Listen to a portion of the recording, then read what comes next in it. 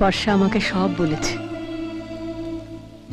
আমি আমার ছেলের জন্য এরকমই একটা বউ চেয়েছিলাম, যে আমার ছেলেটাকে খুব ভালোবাসবে। হবি আমার ছেলের বউ?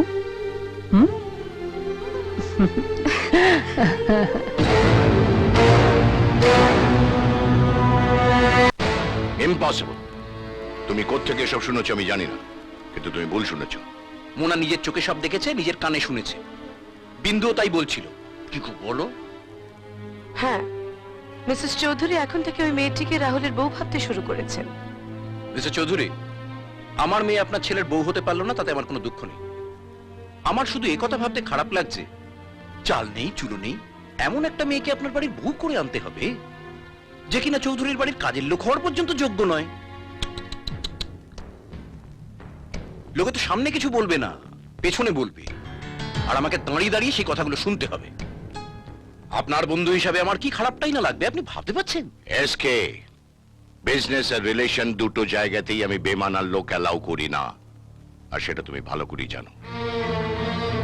ওই মেয়েকে বিয়ে করার কথা ভাবলে আমি রাহুলকে বাড়ি থেকে বার করে দেব। সেটা হবে আপনার আরেকটা ভুল।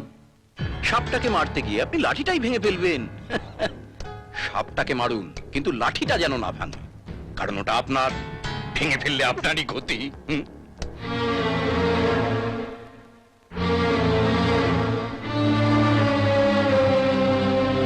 হাই ড্যাড, আমায় ডেকেছিলে? হ্যাঁ এসো।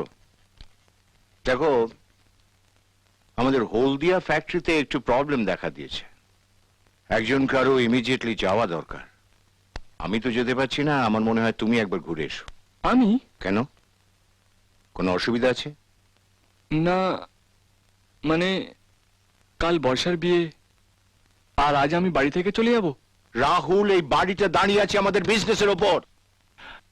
তাছাড়া একটা রাত্রের তো ব্যাপার, কালকে বর্ষার বিয়ের আগে তো তুমি ফিরে আসছো। যাও, আর দেরি করো না।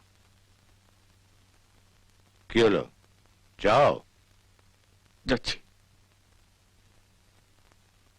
কি বললি? তুই হলদিয়া যাবি? যেতে তো ইচ্ছে করছে না।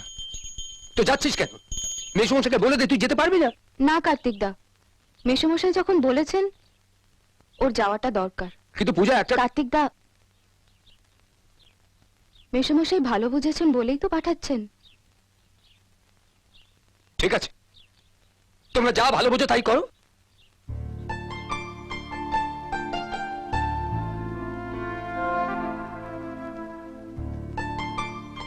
কাল কখন ফিরবে? বিয়ের আগেই আমি ফিরে আসবো। ঠিক আছে, তুমি আর দেরি করো না, বেরিয়ে পড়।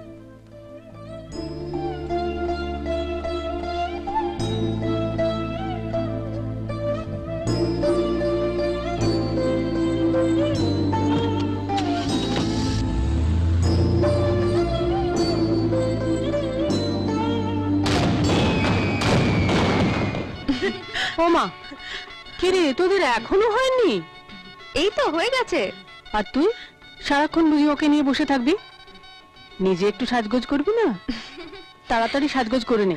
আর শোন, আমি মন্দিরে যাচ্ছি, ওকে সাজিয়ে নিয়ে তাড়াতাড়ি বিয়ের জায়গায় চলে আয়, দেরি করিস না, লগ্ন বয়ে যাবে যে। তাড়াতাড়ি কর, তাড়াতাড়ি কর।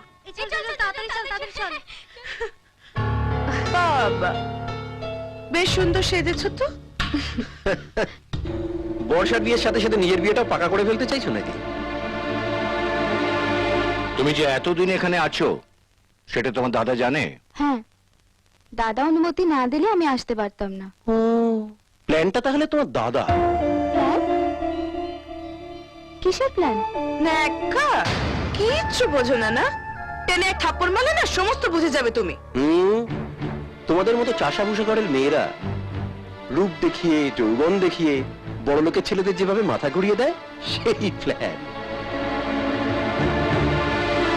রাহুলের সঙ্গে তোমাকে ভিড়িয়ে দিয়ে প্ল্যানটা তো ভালোই ছকেছিলেন তোমার দাদা, ধরা পড়ে গেলেন। আঙ্কেল, দাদা পূজাকে ভালোবাসে, এটা মাও জানে। তুই চুপ কর। এইসব মেয়ের ভালোবাসার মানেটা আমি ভালো করে জানি। এরা ভালোবাসে শুধু টাকাকে। শোনো, এই বর্ষার বন্ধু হিসেবে তোমাকে বাড়িতে অ্যালাউ করেছিলাম, তুমি সে সম্মানটুকু রাখুনি। চুপচাপ এ বাড়ি থেকে বের হয়ে যাও, বের হয়ে যাও। I love you.